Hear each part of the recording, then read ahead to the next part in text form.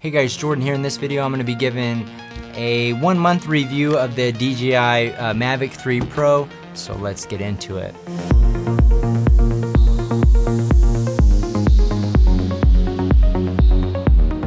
Alright, so if you're new to my channel and you're into real estate photography, make sure to subscribe as I put out consistent videos around the subject.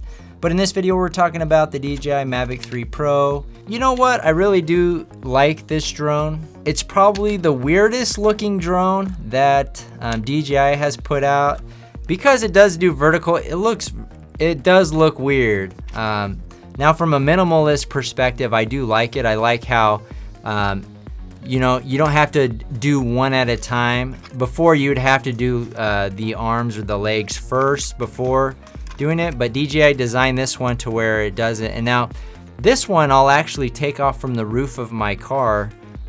It's super light and it's got, you know, it lands very softly on this. So, you know, with all the minis, except the first one, the range was terrible. But the second, which I still have, the second one, and this one, it is quite a bit different on a design aspect. Obviously, I think the Mini 2 looks better. This one has more features, got the obstacle avoidance things.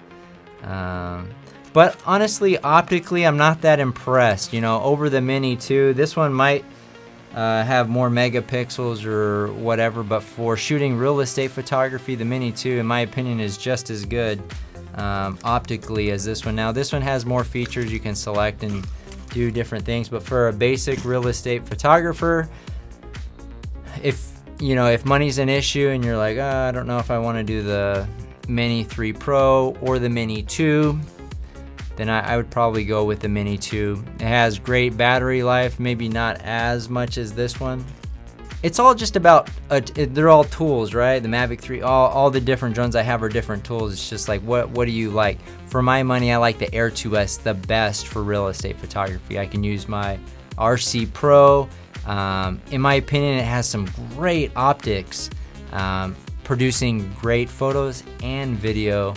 Now these ones, in my opinion, optically, it's, you know, it's pretty close to the Air 2.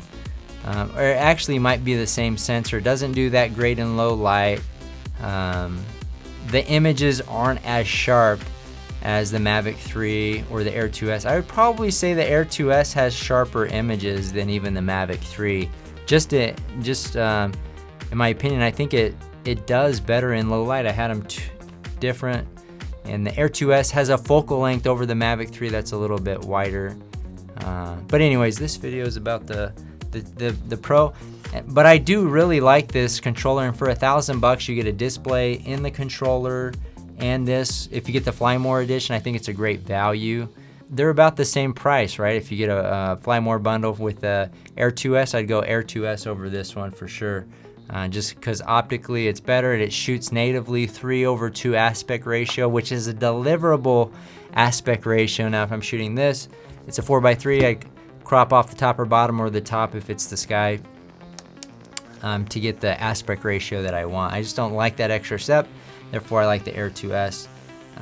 But this controller is awesome. You know, I think it's very light, so the batteries inside it aren't gonna last you as long as something like the RC Pro or the Smart Controller. But so far my experience with it is awesome, and I'll probably be doing a distance test on this. I wanted to do it on the same drone, but the technology in this controller is really only for the Mavic, the Mini 3 Pro right now. I wasn't able to connect it to any of the other drones I have. The Smart Controller is good for certain drones, and then the Air 2S and the Mavic 3 are good for the RC Pro. So maybe I'll do a distance test just as is. Honestly, in real world tests, I think on paper the RC Pro is probably the best, then the Smart Controller, than this. But in real world with obstacles and different things, I don't think you're going to be experiencing dramatic distance increases or whatever. Plus, you're typically shooting real estate within line of sight, so you don't need to go a mile away. But there might be some scenarios where you're looking for range as something. But yeah, the Mini 2 or the, you know, that one had awesome range as well. I was very surprised with that one as well. Same, pretty much similar, I think similar technology on this. Maybe I'll do a distance test, this versus the Mini 2, and then versus the other one. I also want to test actual battery life as well. So anyways, if you want to see those videos, comment below if you're interested, and I'll make sure to do those tests. But anyways, that's going to do it for this one. Reach out if you have any questions. See you guys on the next one.